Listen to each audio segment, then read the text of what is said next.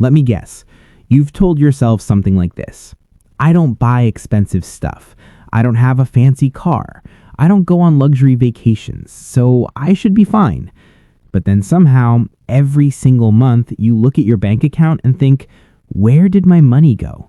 Because your rent is normal, your car payment is reasonable, your big bills make sense, and yet you're broke. If that's ever happened to you, yeah, this video is about you, because here's the uncomfortable truth.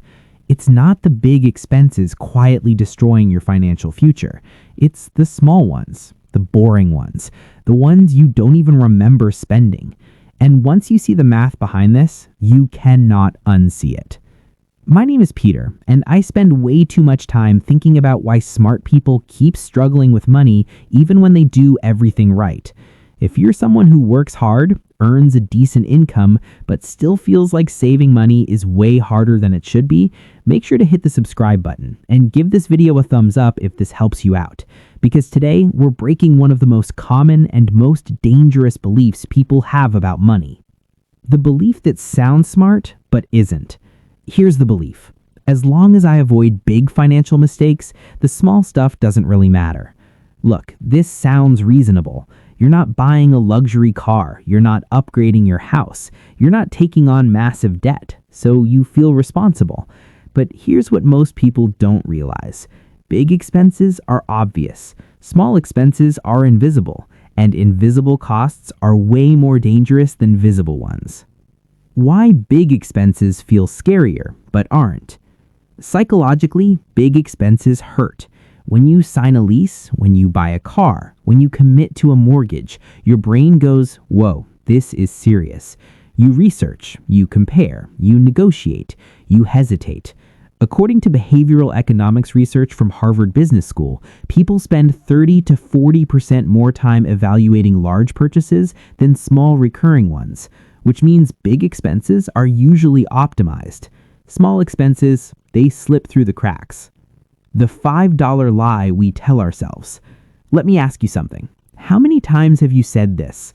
It's just $5. Coffee, snacks, delivery fees, apps, upgrades, subscriptions. It's not a big deal.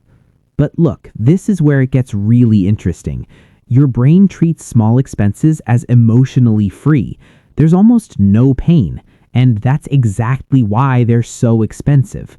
Let's do the math. This is where people get uncomfortable. Let's say you spend $5 on coffee, $8 on snacks, $12 on delivery fees. That's $25 a day. Now, you might be thinking, okay, but $25 isn't that much. All right, let's zoom out. $25 a day times 30 days equals $750 a month. $750 a month times 12 months equals $9,000 per year. Let that sit for a second. That's not small. That's a used car. That's an emergency fund. That's a Roth IRA fully funded for the year, and most people don't even remember spending it. Why this money feels like it doesn't count? Here's the psychological trick your brain plays on you. It separates money into fake categories. This is called mental accounting, a concept popularized by Nobel Prize-winning economist Richard Thaler. Your brain says, this is rent money, this is savings money, this is fun money, and the dangerous one, this is small money. Once money is labeled small, it becomes emotionless, and emotionless spending is reckless spending. Why small expenses are harder to control than big ones? Big expenses are rare, small expenses are constant. That's the difference. A car payment happens once a month. A rent payment happens once a month. But small expenses, they hit you multiple times a day. And every single time, your brain has to resist, which leads to something called decision fatigue. Studies from the American Psychological Association show that the more decisions you make in a day, the worse your decisions become. By 6 p.m., your brain is tired. So when you think, I'll just order food, I'll just grab coffee, I'll just subscribe, you're not weak, you're human. The compound effect nobody talks about. Here's what most people don't realize. Small expenses don't just cost money, they cost future money. Let's say instead of spending that $9,000 per year, you invested it at a modest 7% annual return, which is roughly the long-term average of the stock market. Over 30 years, that's over $850,000 from coffee, from snacks, from convenience. That's the price of just this once. But I deserve small joys. Let's address this. Now, you might be thinking, so what? I'm just supposed to live a miserable life? No, and this is where most financial advice completely misses the point. The problem is not spending money on things you enjoy. The problem is spending automatically instead of intentionally. There's a massive difference. Intentional versus accidental spending.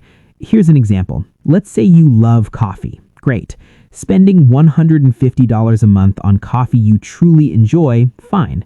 But spending $300 a month because you forgot you already had coffee, you didn't feel like making it, you were bored, you were tired, that's accidental spending. And accidental spending is what ruins budgets. Why tracking big stuff isn't enough? Most people track rent, car, insurance, and they feel responsible. But the bottom 20% of expenses, the tiny ones, often make up 40 to 50% of discretionary spending, according to the US Bureau of Labor Statistics. That's insane. The stuff you care about least costs you the most. A story that proves this. I once talked to someone making over $90,000 a year. They said, I don't know why I can't save. So we looked at their bank statements. No luxury purchases, no crazy vacations, but $14 here, $22 there, $9 there, over $1,100 a month on things they couldn't even remember buying. That wasn't a money problem. That was an awareness problem. The awareness rule. This changes everything. Here's a simple rule. Money you don't notice will always disappear. The moment you see small expenses clearly, they lose their power.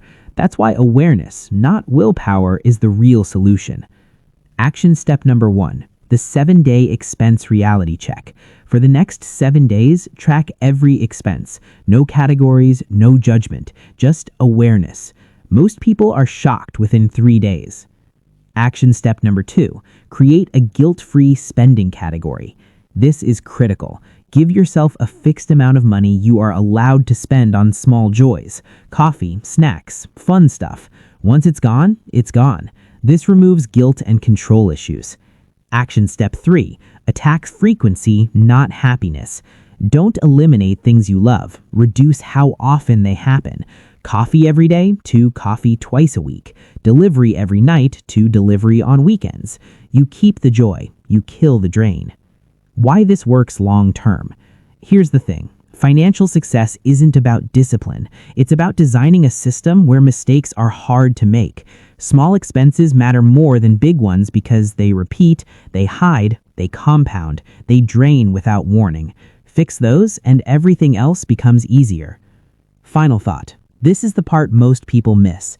You don't need a higher income. You don't need perfect discipline. You need awareness plus intention, because the difference between people who struggle financially and people who build wealth isn't intelligence. If this video helped you see your spending differently, hit the like button. It really helps the channel.